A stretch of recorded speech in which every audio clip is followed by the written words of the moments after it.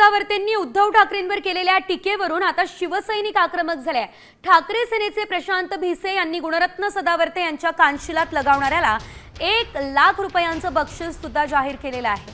ही वायफळ बडबड करणाऱ्या सदावर्तेंना धडा शिकवण्याची गरज आहे असं सुद्धा त्यांनी या दरम्यान म्हटलेलं आहे. तर हिंदी सक्तीवरून उद्धव ठाकरेंनी भाजपवरती जोरदार हल्लाबोल केला होता. जो लढा आपण काल जिंकला तर निव्वळ मराठी माणसांच्या एकजुटीमुळे, आणि हे एकजूट झाली आदरणीय उद्धव ठाकरे व आदरणीय राज ठाकरे साहेबांच्या नेतृत्वामध्ये.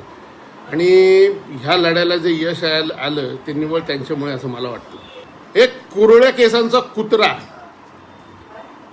बेंबीच्या देठापासून ओरडायला लागलाय, बोंबलायला लागलाय, शिव्या द्यायला लागलाय आपल्या मराठी माणसांना. जो कोणी त्या गुणरत्न सदावर्तेच्या कानाखाली वाजवेल त्याला मी 1 लाखांचं बक्षीस जाहीर करतो. आता isakal.com आहे देशातील नंबर 1 ची मराठी न्यूज वेबसाईट.